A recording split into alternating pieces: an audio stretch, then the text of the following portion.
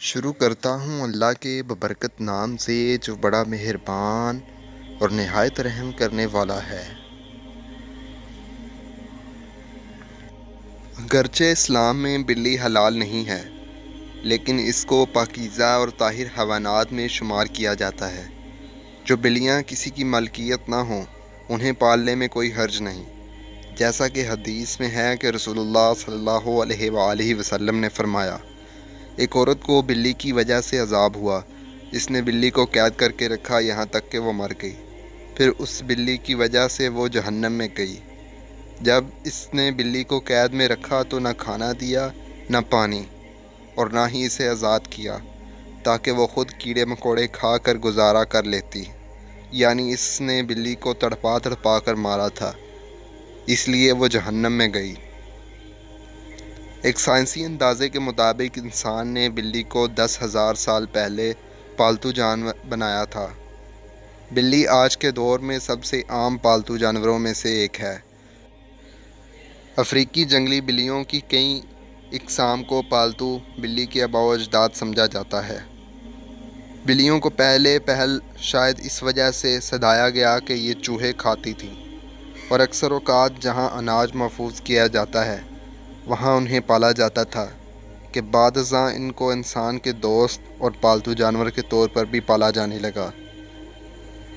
پالتو بلیوں کے جسم پر لمبے یا چھوٹے بال ہوتے ہیں، جن کی بنیاد پر ان کی اقسام اور نسلوں کو تعین کیا جاتا ہے۔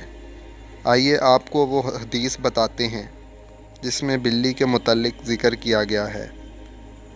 دوستوں، روایات سے یہ بات ثابت ہے کہ بلی اگر کھانے میں کچھ کھا جائے یا پانی پی جائے تو وہ پلید اور نجس نہیں ہو جاتا،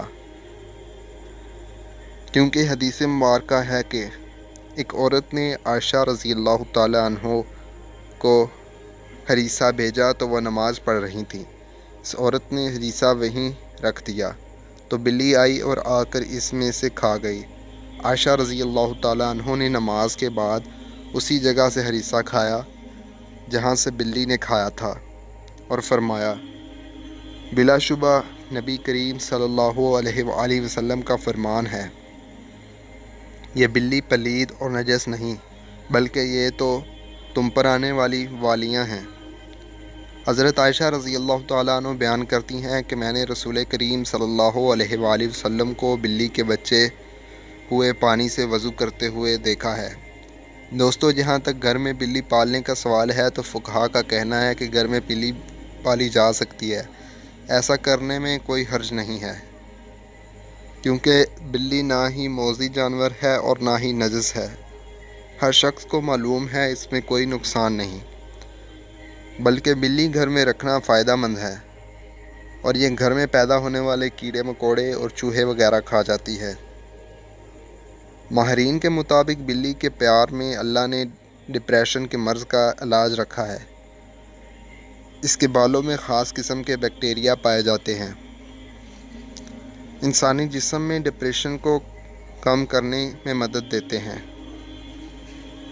چنانچہ پالتو بلی کو اپنے ساتھ لپٹا کر بٹھایا اور سلایا جائے، یہ نہ صرف آپ کی بلی کو خوش کرے گا بلکہ آپ کو ڈپریشن سے بھی نجات دلائے گا۔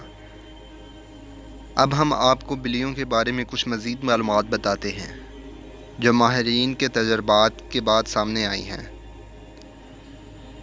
ویسے تو یہ معلومات سب کے لیے دلچسپ اور حیرت انگیز ہیں، لیکن جنہوں نے بلیاں پال رکھی ہیں ان کے لیے انتہائی فائدہ مند بھی ہیں۔ ماہرین کے مطابق بلیوں کی اوسط عمر 13 سے 17 سال ہوتی ہے، مگر اکثر بلیاں 20 سال کی عمر تک پہنچ جاتی ہیں۔ دو بلیاں آپس میں کبھی بھی میاؤں کر کے بات نہیں کرتی۔ جب بھی آپ کی بلی میاؤں کرے جان لے وہ آپ سے مخاطب ہے۔ اس کے علاوہ بلیوں کی مونچھوں کے متعلق ایک عام تاثر پایا جاتا ہے کہ ان مونچھوں کے ذریعے بلیاں اپنا توازن برقرار رکھتی ہیں، بالکل اسی طرح جیسے اکثر سینگوں والے جانوروں کے سینگوں کے متعلق یہی تاثر پایا جاتا ہے۔ تاہم ماہرین کا کہنا ہے کہ یہ تاثر سراسر غلط ہے۔ بلی کی مونچھوں کا اس کے جسمانی توازن کے ساتھ کوئی تعلق نہیں۔ ماہرین کا کہنا ہے کہ بلیوں کی مونچھیں دراصل ایک سینسر کا کام کرتی ہیں۔ یہ فاصلے، جگہ اور مختلف اشیاء کا سائز کا پتہ لگاتی ہیں اور بلی کو اس سے آگاہ کرتی ہیں۔ حتیٰ کہ اندھیرے میں بھی بلی اپنی مونچھوں کے ذریعے کسی بھی فاصلے یا کسی بھی چیز کے سائز کا پتہ چلا لیتی ہے۔ رپورٹ کے مطابق بلی کی مونچھیں تنگ جگہوں یعنی چوہوں کے بل وغیرہ کے سوراخ کی چوڑائی کا بھی اندازہ لگاتی ہیں۔ بلی اندھیرے میں بھی اپنی مونچھوں کے ذریعے کسی بل کا پتہ چلا لیتی ہے کہ وہ کتنا چوڑا ہے۔ اگر بلی کسی تنگ جگہ میں جانا چاہتی ہے تو یہ اس کی مونچھیں ہیں جو اسے بتاتی ہیں کہ وہ اس تنگ جگہ میں جا سکتی ہے یا نہیں، اور کہیں اندر پھنس تو نہیں جائے گی۔ اب نقصان دینے والی بلیوں کی بات کرتے ہیں۔ کیا ایسی بلیوں کو قتل کرنا جائز ہے؟ کیونکہ یہ تکلیف کا باعث ہیں۔ بلی کو کسی صورت بھی ایذا دینا شرعاً جائز نہیں ہے۔ بلی ایک پالتو جانور ہے۔ ہاں، اگر کوئی بلی خون خوار اور گھر کا نقصان کرتی ہے تو اسے مارنے کی بجائے پکڑ کر کسی دور دراز علاقے میں چھوڑ دیا جائے تاکہ وہ اپنا ٹھکانہ بدل لے، لیکن اسے قتل کرنے کی اجازت نہیں دی جا سکتی اور نہ ہی ایذا دینے کی اجازت دی جا سکتی ہے۔ عام طور پر بلی کے رونے کو بدشگونی مانا جاتا ہے۔ عام خیال یہ بھی پایا جاتا ہے کہ بلی جب کسی گھر میں روتی ہے تو اس گھر میں فوتگی ہونے والی ہوتی ہے۔ کچھ لوگ یہ بھی کہتے ہیں کہ بلی گھر میں آنے والی روحوں کو دیکھ کر روتی ہے۔ یہاں حضرت شاہ شمس تبریز سے منسوب ایک واقعہ بیان کرتے ہیں۔ حضرت شاہ شمس تبریز سے پوچھا گیا کہ آپ کہتے ہیں کہ بلی کا رونا انسان کے لیے بہتر نہیں ہوتا، ایسا کیوں؟ آپ نے فرمایا کہ خلقت آدم سے لاکھوں سال پہلے جب زمین پر جنات رہتے تھے، کچھ مخلوقات سے جنات نفرت کرتے تھے تو کچھ سے پیار۔ ویسے ہی جنات کا راجہ عزازیل، جس کی ایک بیوی تھی جس کا نام کبیرہ تھا، وہ بلیوں سے پیار کرتی تھی اور اس کے آس پاس بلیاں ہوا کرتی تھیں، اور یوں جنات اور یہ بلیاں ساتھ ساتھ رہنے لگے، پیار کرنے لگے۔ بلیوں کی جتنی بھی نسل زمین پر موجود ہے، اسے کوئی تکلیف ہوتی تو اس کا بدلہ جنات لیا کرتے تھے، لیکن جب اللہ نے جنات کی طاقت کو محدود کیا اور ان کے لیے صرف راکھ کو رکھ دیا تو یہ سلسلہ جانوروں اور جنات کا ٹوٹ گیا۔ لیکن کبیرہ نے کہا، اے میرے اللہ، ہمیں اتنا تنہا نہ کر، ہمیں اتنا اکیلا نہ کر۔ تو کچھ جانوروں کو یہ طاقت دی گئی کہ وہ جنات سے بات کر سکیں اور انہیں دیکھ سکیں۔ ان جانوروں میں بلیاں بھی شامل ہیں۔ اصل میں جنات کے ایام جو وہ زمین پر بسر کرتے ہیں انسان سے 7 دن آگے ہوتے ہیں۔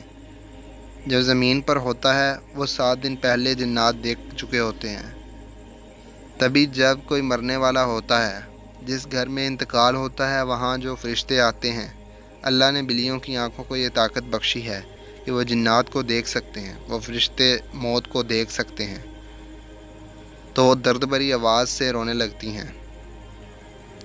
یہ بتانے لگتی ہیں کہ اے انسان، یہ زندگی جسے تو ہمیشہ کے لیے سمجھتا ہے، جسے یہ آج مرنے والا ہے، ویسے ہی سب مر جائیں گے، اپنے اعمال بہتر کرو۔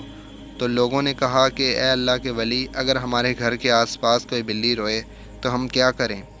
تو شاہ شمس تبریز نے کہا کہ تم حسب توفیق صدقہ کیا کرو اور 27 مرتبہ 4 کل کا ورد کر کے اللہ سے دعا مانگا کرو کہ ہر پریشانی سے تمہیں محفوظ رکھے گا۔